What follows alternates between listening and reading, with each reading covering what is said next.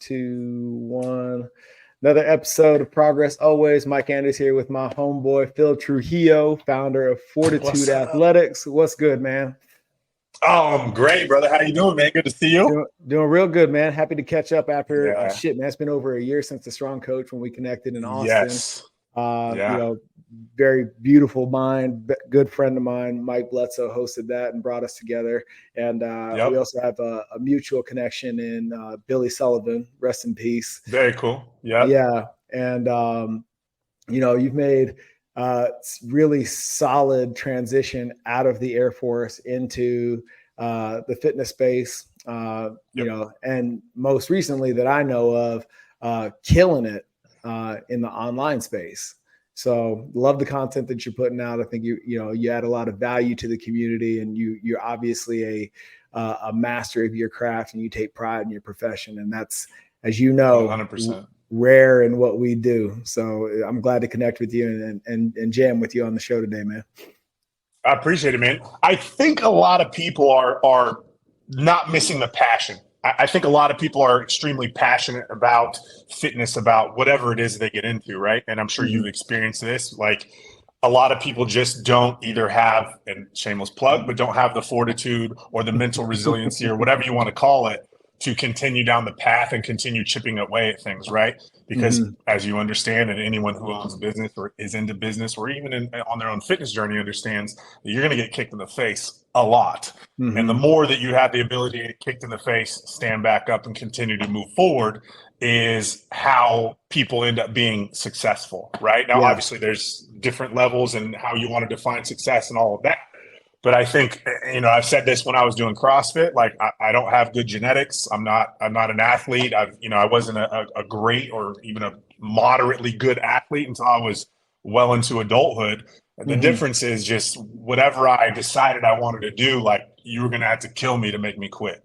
Right. Yeah. And that's always been the difference, and there's been lots of kicks in the face along the way. So yeah, man. No doubt, man. No doubt. Tell me about your transition away from the Air Force and into fitness. Did they run parallel to each other? Did you do that? Did you get into it concurrently? Were you just a fitness buff on active duty that transitioned into a profession, or how'd that go for you?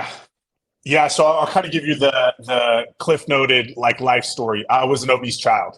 So by 10, 11 years old, I was about 200 pounds. So we're talking like real fat, real short little kid, riddled with health issues, and as a child, you don't really know any of these things. You just understand like, hey, this is my current situation. And so for me, that was the situation. Fast forward a few years, I started very quickly realizing like, hey, the girls don't really like the short fat kid. And as vain as that sounds, or as, trivial or topical or whatever you want to call it, as that sounds, I was very much interested in girls. And in my brain, I was like, okay, well, like, who do the girls like? They like those guys. And those guys are fit, athletic, that sort of thing, And whether it's right, wrong, and different, that's how society works, right? We don't really need to be taught what beauty is in a lot of ways.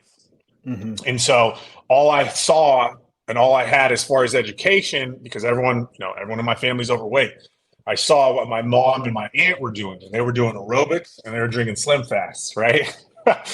And so at like 13 years old, I just started to hitting the pavement. I started going on runs, and I started basically not eating. I'd steal a Slim Fast here and there, and my mom would get pissed off at me. And so I eat like packets of tuna.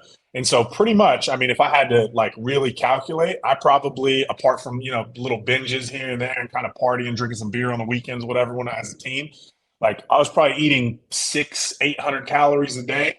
And we're talking from teenage years all the way up into my early 20s, because by the time I was, so again, 10 or 11 years old, 200-pound child, right? To fast forward 21, I've been in the military now 3 years, and I am 139 to 145 pound male. I'm almost 6 foot tall and little over 5'11". I'm about to say, and man, so, they put you on rations, dude? So what happened was I was hiding this behind running, right? I could run like the fucking wind blew at that time. And so in the military, that's a good thing, right? I'm making the squadron look good. I smash everyone on base in these runs. No big deal. The problem was like, people would hang out at the house and that sort of thing. And people were starting to pick up on the fact that I wasn't eating a whole lot. And so at the time, I think you were at the academy very similar the same time that I was like starting off in my military career. If you went to mental health for something, that was kind of your first step out of the military, right? They didn't really mess with that. You had something wrong with you. Hey, that's you. Go figure it out on your own. And so I got called in my commander's office one day, and I'm shitting a brick. Obviously, I'm like, hey, what? I didn't do anything wrong. What's going on? My commander, and my first sergeant are in there. I'm on the enlisted side at this time. Like, commander and first sergeant in there, and like, hey, we heard you don't eat. And I know from growing up where I grew up, like, you say, wait a minute, is this going to lead to me a path on getting in trouble? Because if so, I need to talk to someone else first before I say anything. And I was like, well, where is this going? And they're like, well, we just heard you don't eat. What you want to say? I'm like, well, I'm not trying to get in trouble. They're like, you're not in trouble. Like, and so they did the whole, spiel. And long story long, I ended up getting an option. You either go to mental health or there's a couple nutrition classes on base. And they're free. They're after whatever. There's two of them like back to back. It's like, nutrition 101, nutrition 102 type setup. And this is when they were still allowing outside resources to come on base and teach classes. Yep. I think it was like a feeder system to get people to go to. I was stationed at Dover Air Force Base at the time. There was a private university called Wesley College. And so I'm pretty sure that's where they're from. I can't really remember. So I went to these courses. And the very first thing, that was my ultimatum. You either go to mental health, get your shit figured out, and you're going to get kicked out, or you go to the nutrition courses and start figuring out how important this stuff is. Because I was a good troop, I wasn't a piece of shit. I was killing it for the squadron on PT, so I was always making them look good there. Uniforms always on point. Just never an issue at work, not getting in trouble, that kind of stuff. Right. And so I went to these courses, and when I went to these classes, what happened was, again, and like I said, this is going to sound some type of way, but I noticed again that the hot girls in the class kept talking to these dudes that were super fit, right? And I was like, how can I because here's the thing, man.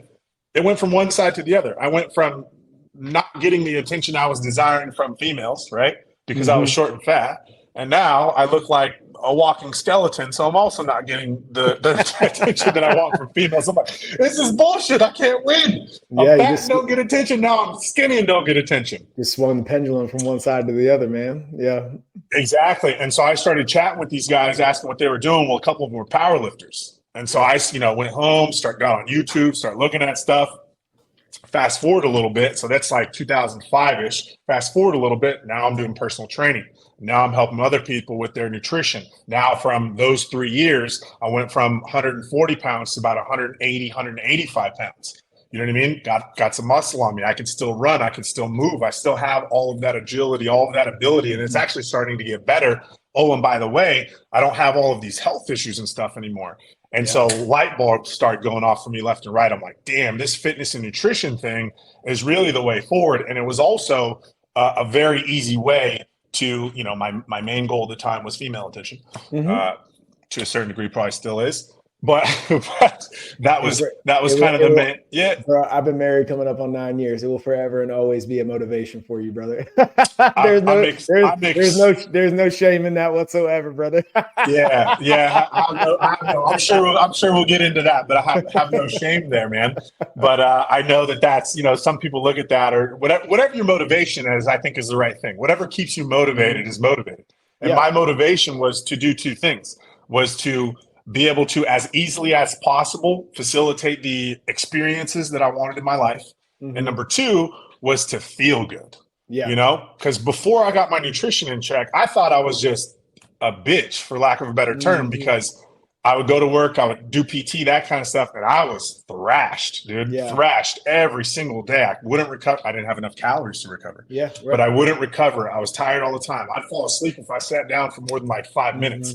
And so now, obviously, I changed. I was no longer this obese person. I was no longer had the body fat issue and the chronic illnesses that come along with that. But I was extremely underfed and low muscle mass. I'm sure there was some So let me ask you, nutrient deficiencies and whatnot. Yeah. So let me ask you, because you've mentioned this on both ends of the spectrum now, these health issues, right?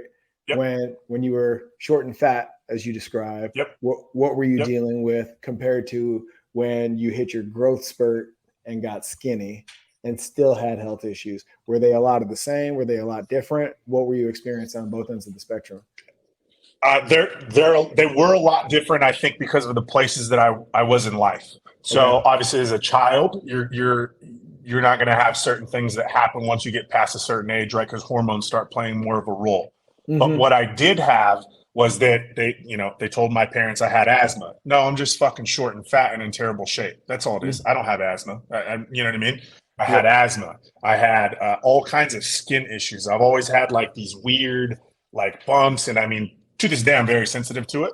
But Mm-hmm. like my skin's better than it's ever been before. But I was having these weird skin issues. I would have mood issues. You know what I mean? Just like a lot of this is just learning resiliency and Mm-hmm. all of these things. But I felt like it was more difficult for me to self-regulate than Yep. before. I would have like these crazy mood swings, and I do attribute a lot of that to my nutrition growing up. I look back at a lot of the things that were happening, and I was Mm-hmm. like, man, that was nutrition based. That was a nutrition and lifestyle based problem. Fast forward a little bit, as a young male, basically starving yourself. I'm sure you know this. Like cholesterol is very important to when it comes to the development of a young male.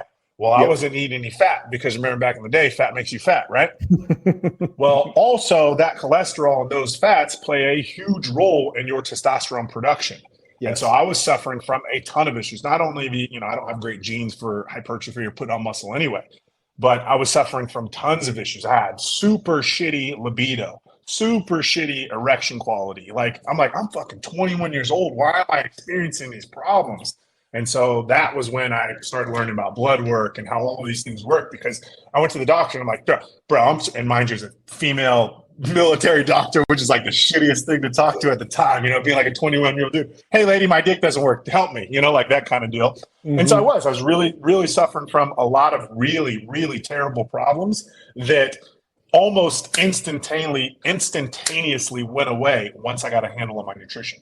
It's funny that you say that because people people don't know what they don't know, but I think they also Correct. underestimate like the correlation between nutrition and your hormone profile.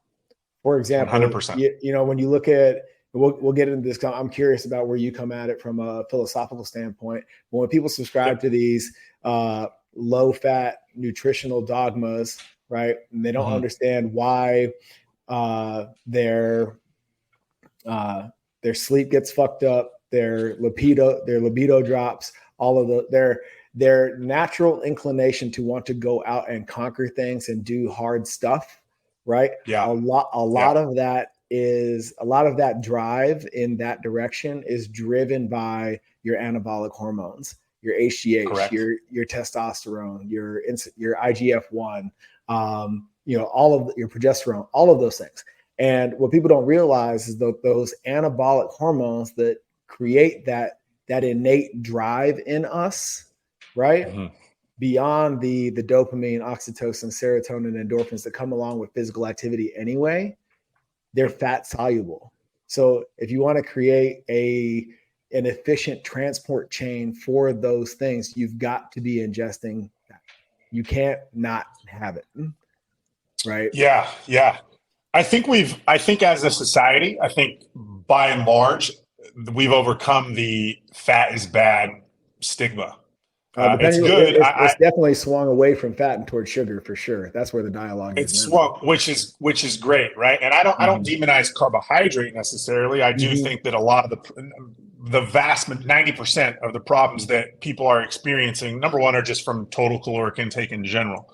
Mm-hmm. But the ease of access of carbohydrate is what's fucking with people now, and where people of our age group and a little older, we were in the area or the era of fat is bad. That's what was Mm-hmm. demonized.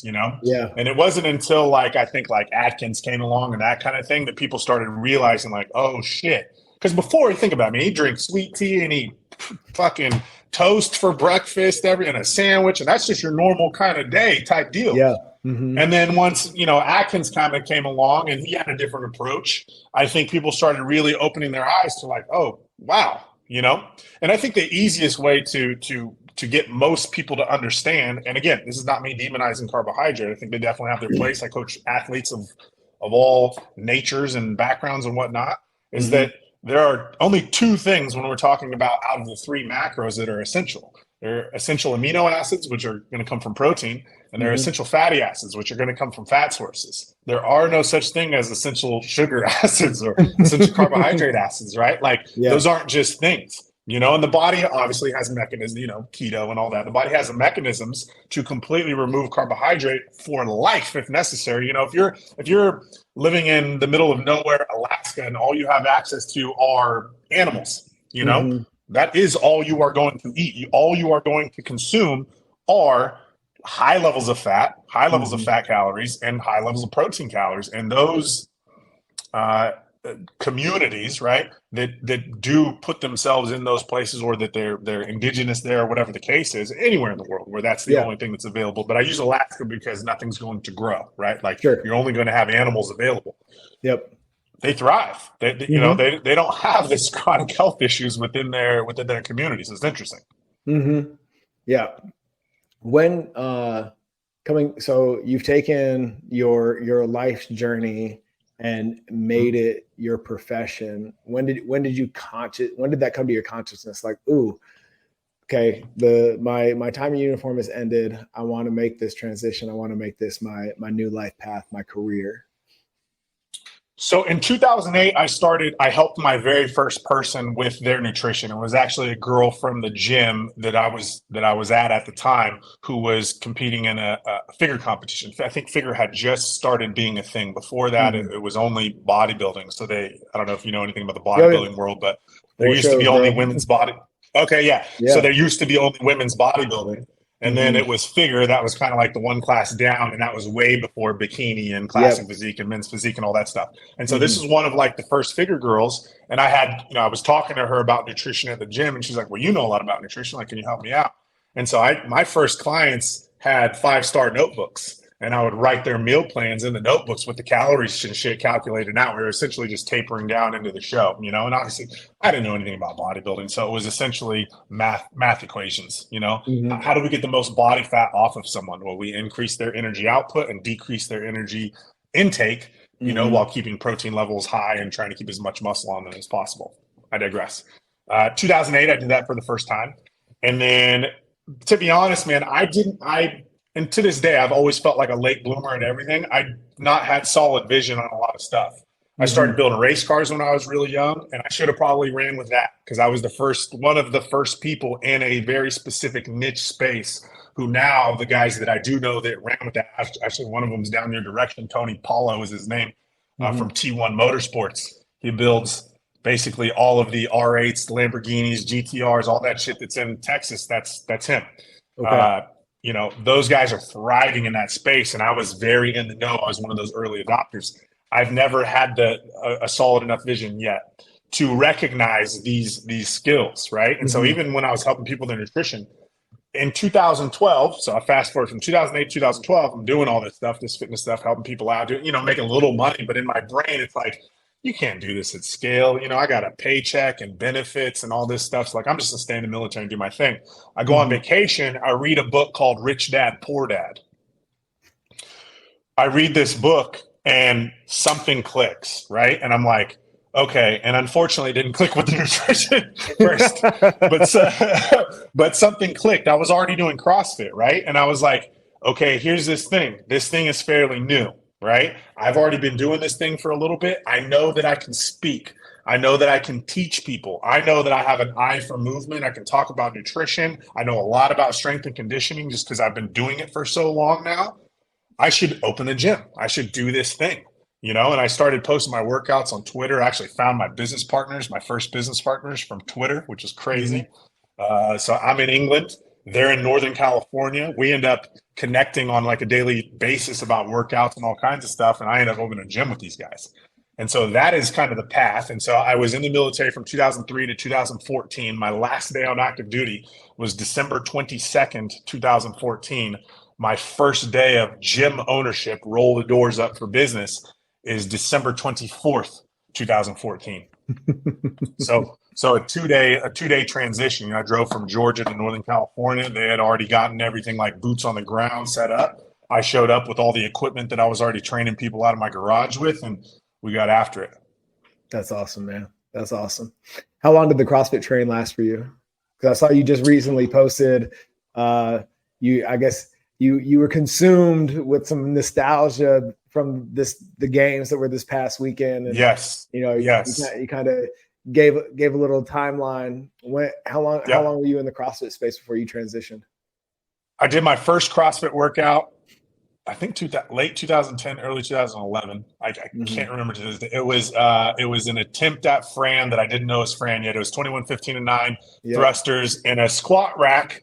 And then I would walk across the gym and do strict pull-ups. I think it took me like, I'm dead serious, dude. Yeah, dude. That's how my Marines got me. That's how. Okay. Hey, sir, yeah. come do this workout out here. It's a fucking 110 degrees at the base of the air traffic control tower. And the only pull-ups at the time for me were strict pull-ups. Strict pull-ups. Yeah, I was bodybuilding at the time, and I was in the Marine Corps, which culturally speaking, like anything not strict was complete bullshit and didn't count. Bullshit. Exactly. So, and I very much had that mentality as well. And so even these thruster things, right? Because in my brain, like I'm squatting 405 pounds and I'm like 95 pounds. Like, what the fuck? And what is this front rack? Like, I was doing this before with front squats, right? Yeah. Mm-hmm. And so I do it. It thrashes me, but it feels good, right? And so anyway, that's probably first CrossFit workout. 2012, I competed for the first time. 2014, I left the military, opened the gyms, and then I sold my gym in 2018. So I had two. We ended up closing one of them, and then combined that into a larger facility, and ended up selling that one in 2018.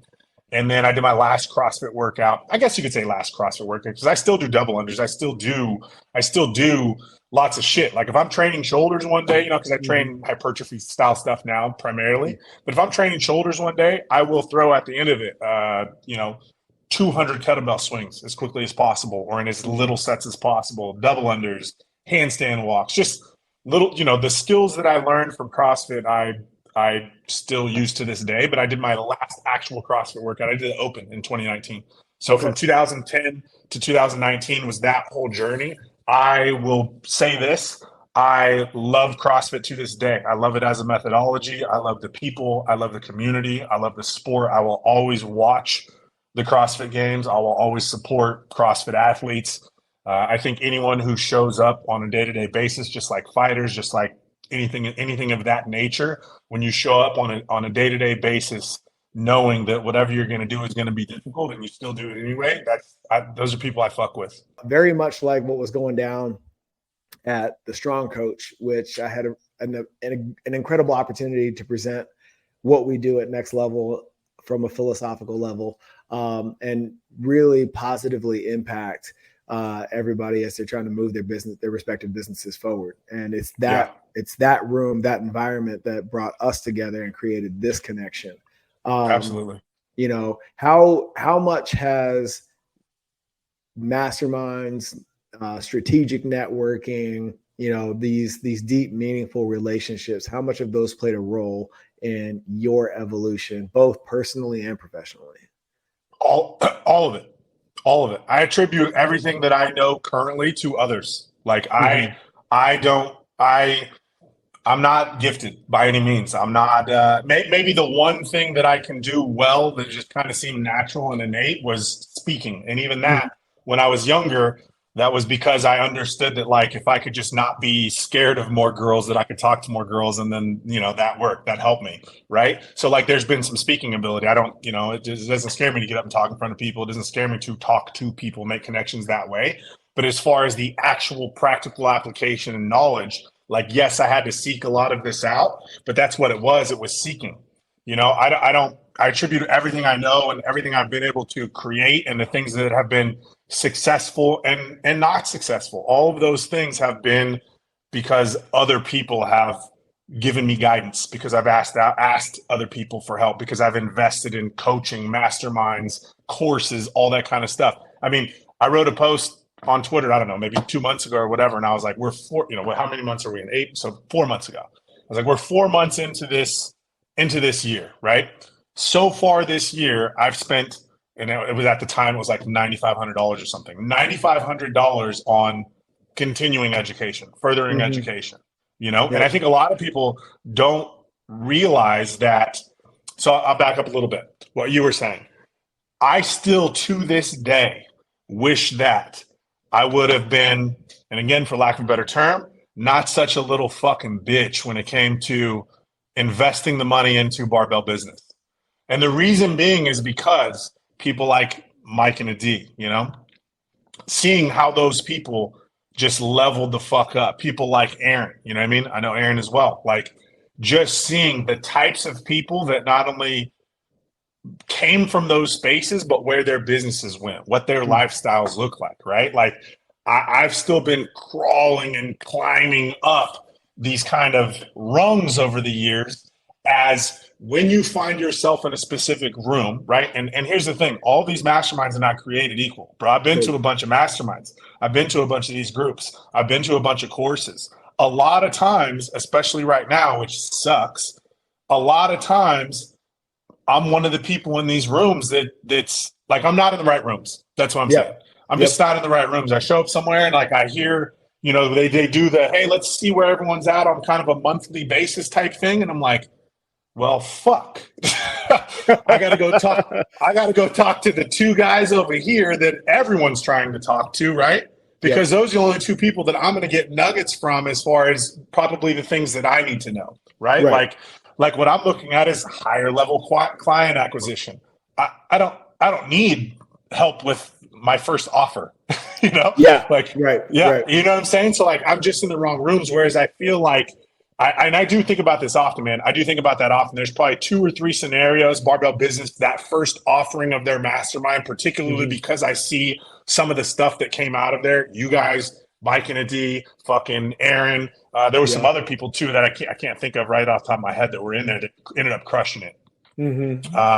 Anyway, I'm sure you know all these people from a personal level, but I was kind of like the outside looking in, right? Because I didn't mentally, I didn't have the cash. I could have came up with this shit. Let's be real. You know what I'm saying? Like I could have figured it out. I could have, you know, asked somebody or whatever. You know, I had enough network at the time where that could have been a thing. But I was scared, man. And that's one of those things where like you deserve that L, you know, and that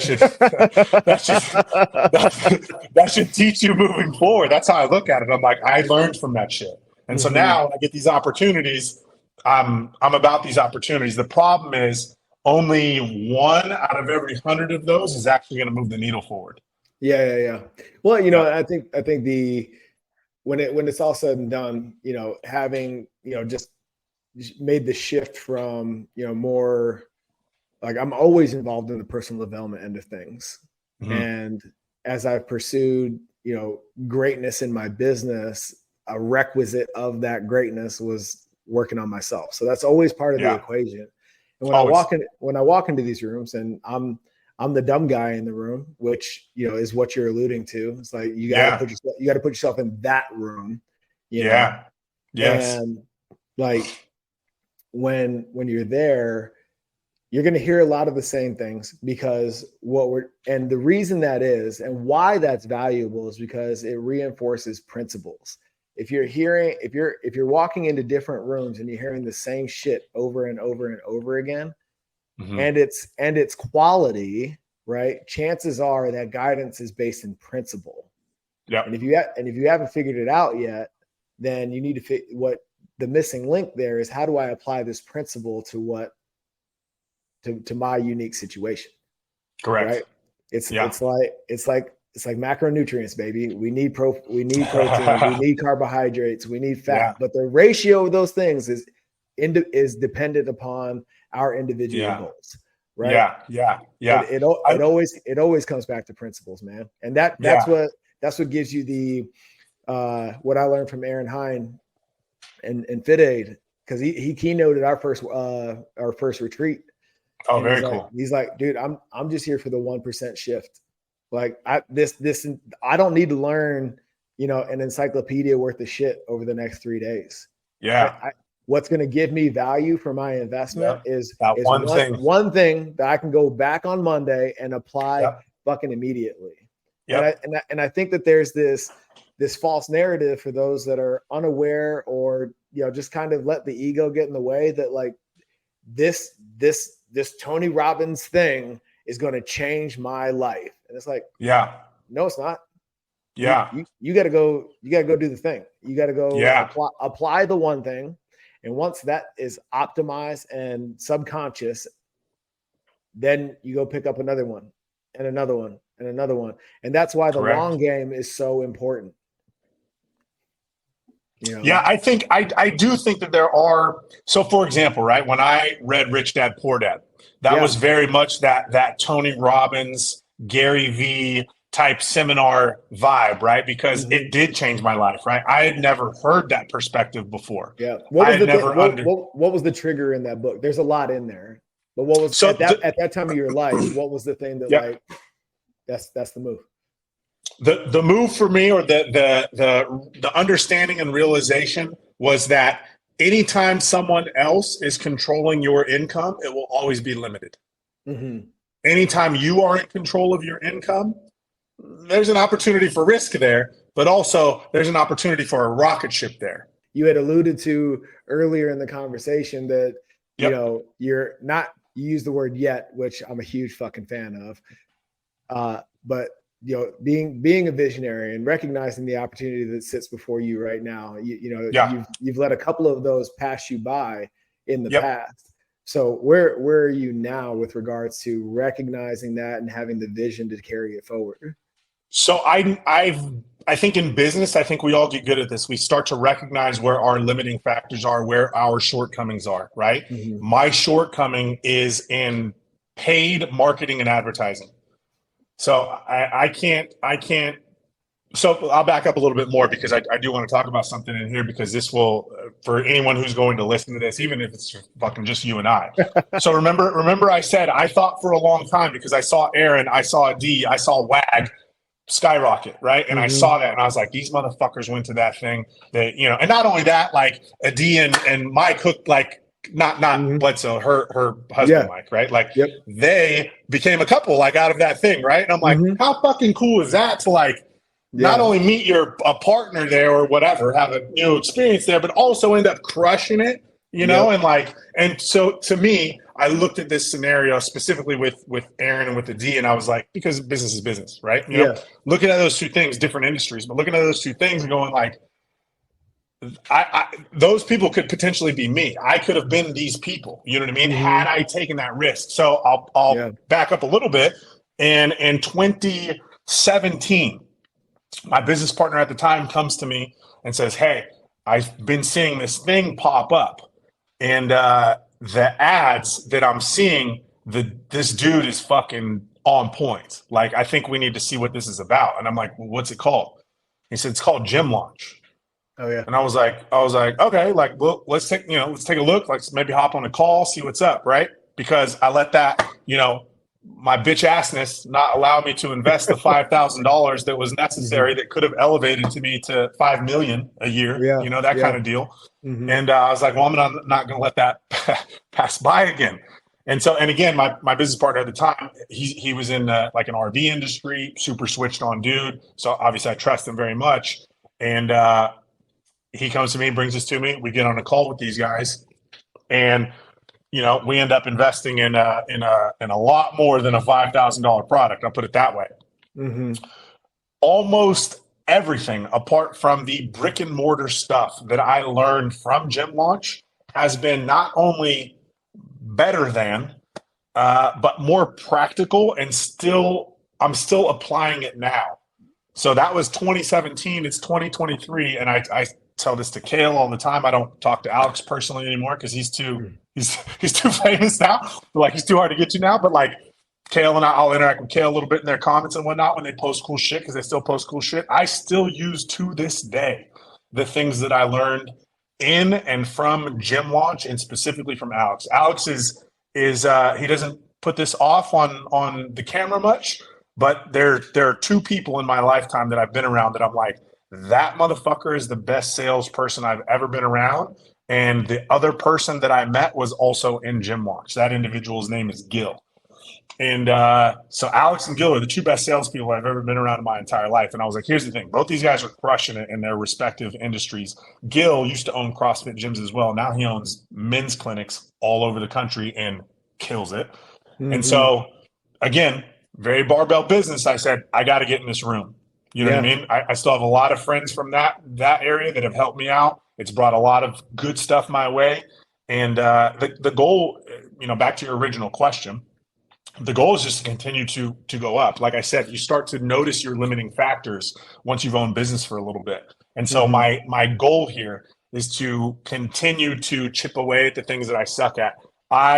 Like I said, suck at paid advertising. I ironed it out a lot.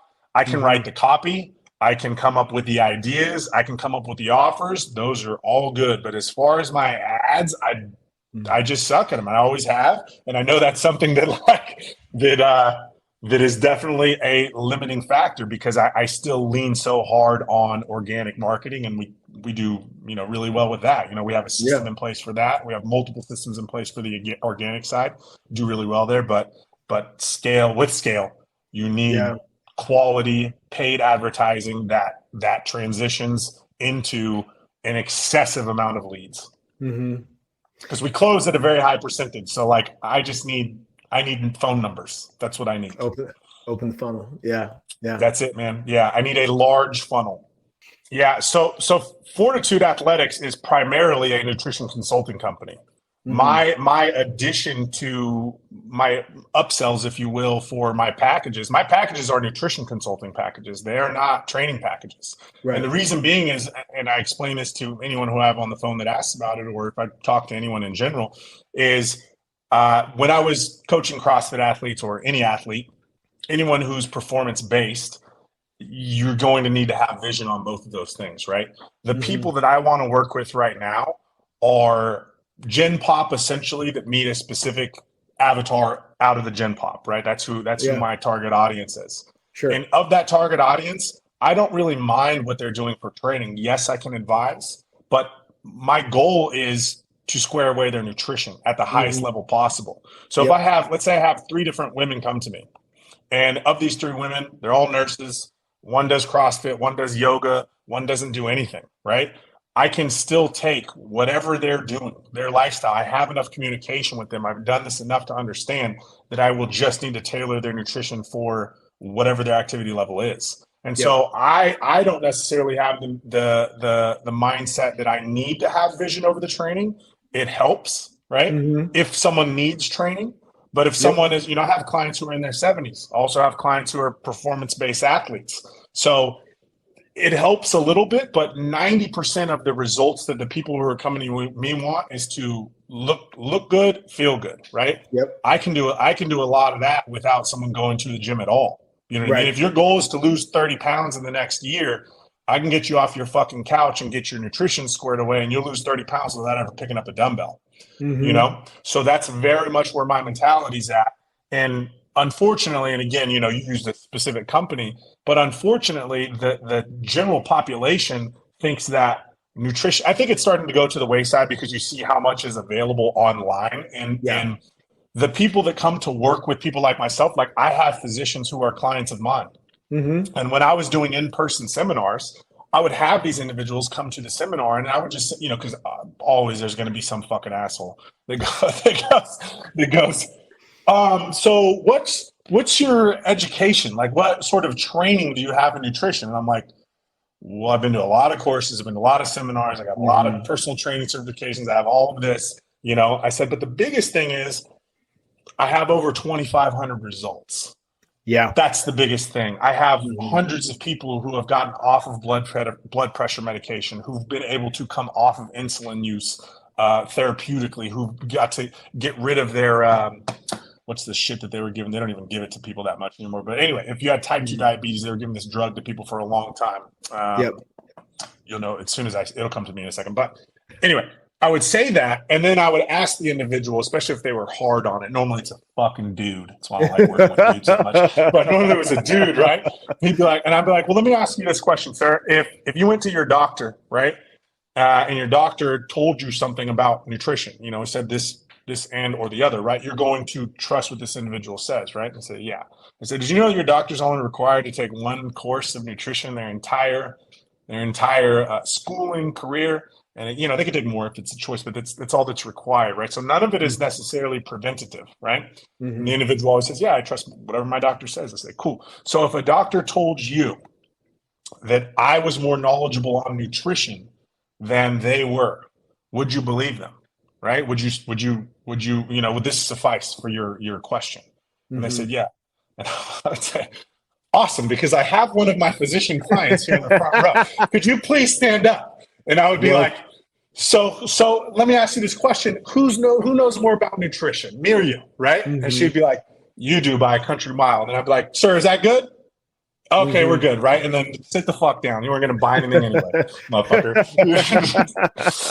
but that's that sort of deal. And I think, unfortunately, because the general population looks like, oh, you're not a nutritionist or you're not a doctor. We heard that a lot during 2020, 2021, right? Oh, you're not a doctor. What do you know? It's like, well, I've been getting people off of medication for the past 15 years. I've been getting people actually fit for the last 15 years. The people that are in my circle, look at the people around you. You know what I mean? What are the people, someone who is saying that, what do the people around you look like? What do their lifestyle looks like? There's nobody around me that's not fucking fit. That's not healthy.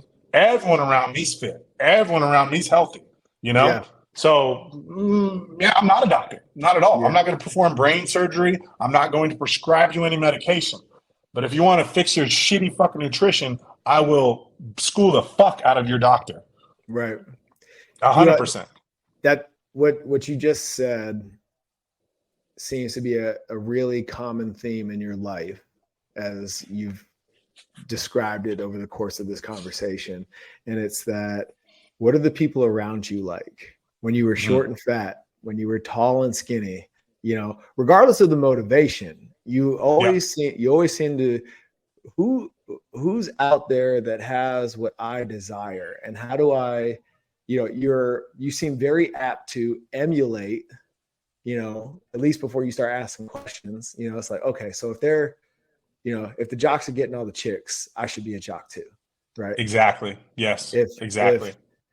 If so-and-so's in the room at the Barbell Business Mastermind, I should be in that room too, right? Still hurts my soul to this day. For real. Not even kidding. If I have an invite to the strong coach, I need to make sure I get my ass there, right? Yeah. Is that just natural for you, or did you like pick up on that? Like, because success leaves clues, and they say, I've been told in my personal growth journey over and over and over again for the last 20 plus years, find somebody who has what you want, hitch your horse to their wagon, and do what they do, right? Yeah. And before I got done playing ball, and I had to go find these coaches for myself, I had to be told that. Okay. You seem to have just recognized it and embraced it. I don't think so. I can't really remember if there was a shift, but I don't think so. Like, I think there are a couple of things that I am very air quote good at, right? I think one of them is recognizing like where there's deficiencies. So that's one, right? Like, I can recognize where deficiencies, and I can talk to people. So I know there's that. But as far as everything else, and whether it's business, fitness, nutrition, whatever it was, like, none of that shit came easy.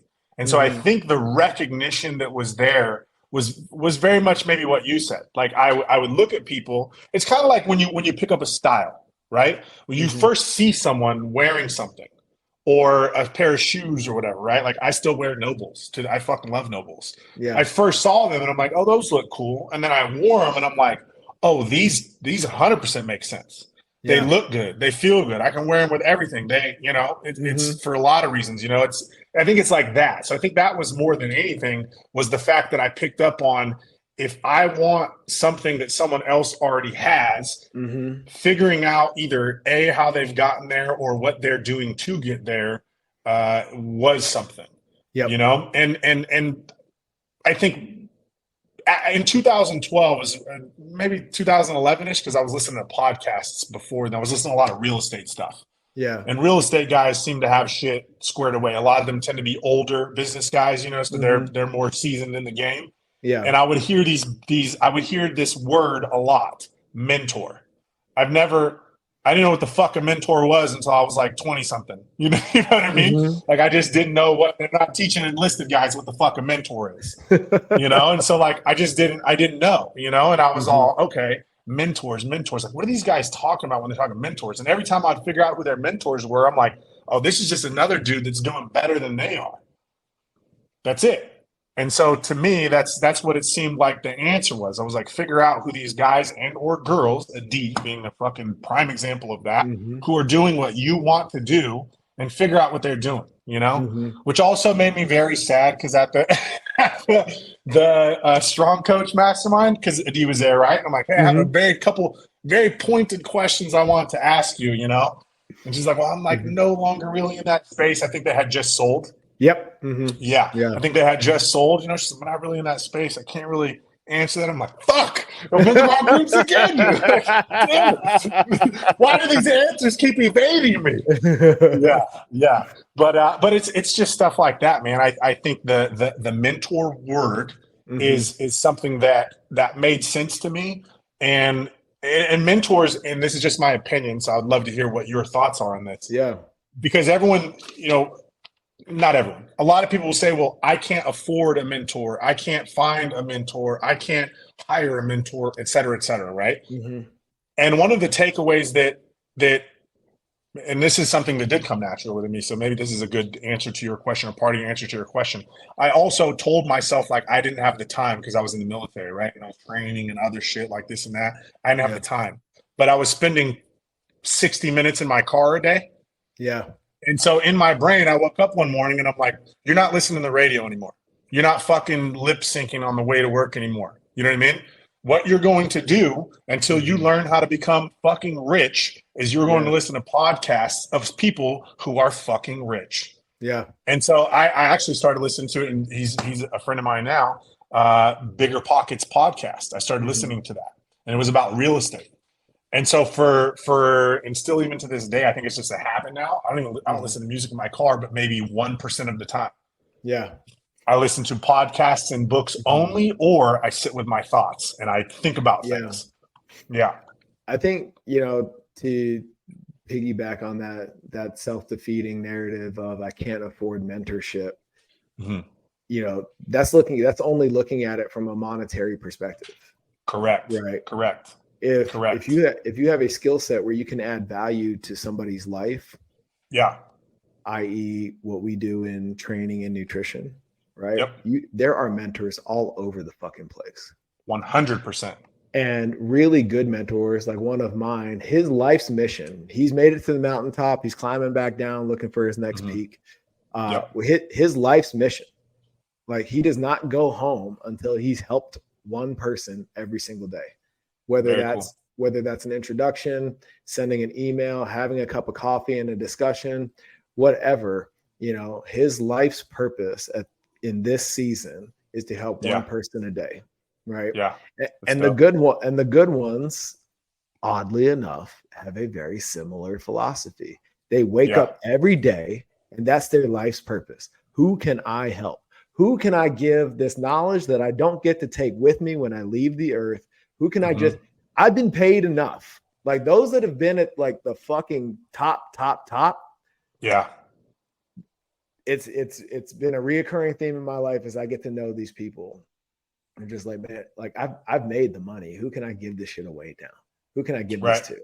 Right. Who is going to take this and move it forward for somebody else? Right. And so when people tell me that shit, like I can't afford a mentor, I'm like, you're too deep in your own shit. There's a lot of work for you to do. And still there are people that are willing to help you out of that space. All 100%. All over. If you can just simply demonstrate some value somehow, some way. Like you hear these crazy stories of like, I just dropped everything and said, how can I help you for free? I quit my job, blah, blah, blah, blah, blah. And figured it out, waiting tables or whatever, so I could spend all day next to this person. right? Yep. Not saying you got to be that extreme, but like, you know, that's an example of not having any cash in the bank and figuring it out how to get mentorship. You know Yeah, what I mean? for sure. So 100%. And it's really, it's not about the money. It's about a value exchange. What can I do for you? And sometimes it's literally as cheap and simple as, let me get this cup of coffee. yeah, yeah. So a couple of things what you said that I want to chat about real quick. We got time? We good on time? Yeah, we're good. Okay. Anytime now, especially maybe the last 2-3 years, when someone comes to me and says the words "can't" about anything, right? I'm instantly like, there's no judgment, but I start to lean in and listen a little bit more and see where this person's coming from, right? Mm-hmm. Because can't just usually means won't, and won't means I'm not willing to put the effort forth. Mm-hmm. And so that's where I start wanting to dissect what they're saying. Now, obviously, the type of conversation I'm going to have with the person does depend on who this person is to me, what capacity this person is. If it's just some random person, I'm saying, hey, you should track your macros. Well, I can't afford MyFitnessPal, blah, blah, blah. I'm like, all right, well, fuck you then. You know what I mean? Like, that's okay, cool. If you don't want to help yourself, I don't want to help you either. But if it's someone who comes to me and they're asking how they can improve their life, it doesn't need to be their nutrition.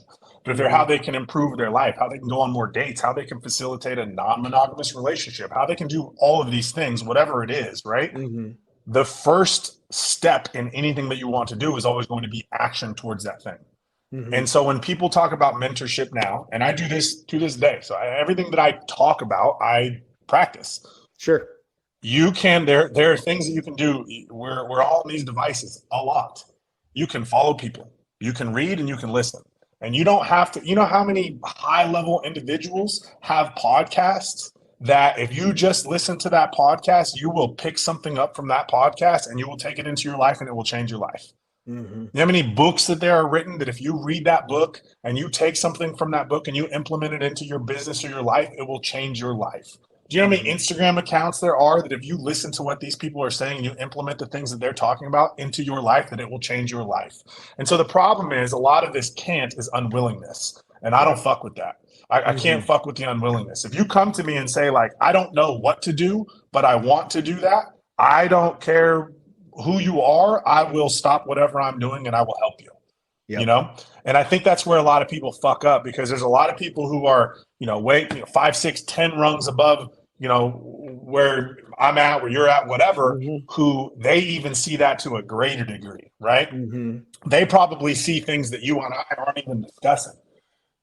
On the flip side of this, something that you said about one of your mentors wanting just to give back, wanting to help someone every day. It's weird how that starts to become. So I feel like I'm a very selfish person, right? Like I feel there are a lot of things, like the way my life is very selfish. My life is very set up to be centric for the highest quality of life for me possible. Mind you, I own a business that improves the quality of people's lives. So there's a lot of that, right? Obviously I have to service my clients, make sure they're taken care of as well as possible. But as far as the rest of my life, it's very selfish. However, I notice that every single time I hit a home run, every single time, which isn't always often, right? Which isn't often, but every single time I hit a home run, every time something comes to me, right, that I am filled with gratitude for, the people around me also feel that gratitude, right? They start to see the benefits of my success or my quality things that are happening in my life, and it doesn't need to be just monetary. It could be time. It could be play, relationship stuff, all of these different things. The more of that stuff comes into my life, the more my cup gets filled up. And when that cup overflows, it overflows onto my community. And when that overflow is there, dude, that is the fucking best spot to be in. And I think that's probably where a lot of the, individuals that you're talking about, they're just in a constant state of overflow. They're in a constant state of overflow. So that overflow is going on to as many people as they can give it to. And I think the more of us can get there to that level, right, to where we're in a constant state of overflow, because in times I'm in a state of scarcity, right? My cup's only 1/8 filled up and I got a lot of work to get it full. But as soon as it gets full and overflowing, a lot of people benefit from that overflow, And Totally. it's such a good spot to be in, and it feels so good to be in. I'm like, I want to be at this place all the time, you know? It's the best. But you know, what you said, to your point, you can be in that space all the time, regardless of what level you're at. Yeah. Because there's always somebody, there are just as many people behind you and beneath you as there are above you. You 100%. know? Yeah. And you know, I think that's where it starts. You don't start that shit once you already have it all. You Yeah. know, I love that. I love that. wherever you are, you got to start Mm-hmm. pulling them up. You got to start pulling them up, right? Because Yep. it's just going to reinforce your own practice, your own beliefs, et cetera, et cetera, et cetera.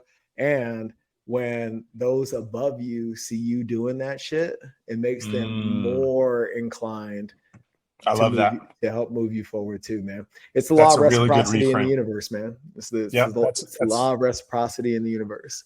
You know, that's a really good reframe there. I love that. Yeah. Because even the conversation we were just having, right? Like that, what you said right there is a completely different way for me to look at these things, and so that's a nugget for me. You know, yeah, man. I love that. Cool, I say this to people all the time. The things that I talk about, the things that I post, none of it's for me, right? Because I'm already saying things that I know. Now, some of it is to gather attention. Some of it's to bring an audience so that I can service this audience and continue to grow my business. And a lot of it is just shit that I wish someone would have told 23-year-old me or 19-year-old me or 16-year-old me. You know, a lot of the stuff about life, business, relationships, communication, that kind of stuff, that is just stuff that I wish someone would have told me a long time ago. You know, I'm an almost 40-year-old dude who feels like, and again, I think we're probably all our own worst critics, but like, I feel like when I meet some of these cats who are younger and who are crushing it, whether in life, relationships, business, whatever it is, right? I'm like, fuck, man, like, and then I'll talk to a lot of them, and a lot of them have very similar stories. They come from entrepreneur parents' backgrounds, that kind of stuff. I'm like, fuck, man. Like, if people just had these nuggets earlier on, so many more people could kill it. You know, I didn't start my entrepreneurial journey until I was 30 years old. Yeah. You know, I was an employee until I was 30 years old. Yeah. Indentured servitude. Fighting for freedom while also having the least amount of freedom possible. Yeah. Well, now you're in it, man, and you're in this state of overflow, as you call it, that abundance mentality, and you're providing so much value to everybody out there. Everybody that touches your ecosystem gets some value from it, man. I know that I do on a really consistent basis, man. I love that. I love that. So whether you know it or not, man, people got eyes on you. They're paying attention, and you know, I really appreciate you taking time out of your busy schedule to join me in this conversation and bring the consciousness of our audience to a new level, man. Much appreciated, brother. Thank you. Yes, sir. The appreciation is more than reciprocated. I knew who you were a long time before you knew who I was. It's funny because I first knew who you were from Shrug, from you being on their podcast. Yeah. And as soon as you started talking about your story and shit, I'm like, oh, like obviously the military background, that kind of stuff. I was like, oh, I can relate to this dude. And then when we showed up in Texas, and I'm like, I fucking know who that is. You know what I mean? I know who this dude is. Let me go talk to this guy. Same thing with Doug too, because up to that point, I'd only met Doug one time at the CrossFit Games. We'd only had like a conversation. I would really love to talk more with Doug about business. Yeah. Like we ended up talking like 20 minutes about training shoulders. I'm like, this is bullshit. I need to ask him some business questions. I want to talk about fucking shoulders right now. Doug, give me some business nuggets, damn it. But yeah, man. So I absolutely love that, dude. And the gratitude is very much reciprocated, not only for the conversation and the nuggets that I've got from you from the conversation, but just open up the platform and invite me here. I appreciate that very much. 100%, man. For everybody out there in the next level audience, follow Phil, Fortitude Athletics. Great resource. Like he said, he's one of those mentors from afar, or you can get in his hip pocket and get to know what he knows. Really appreciate you, man. Thank you. Yes, sir. All right.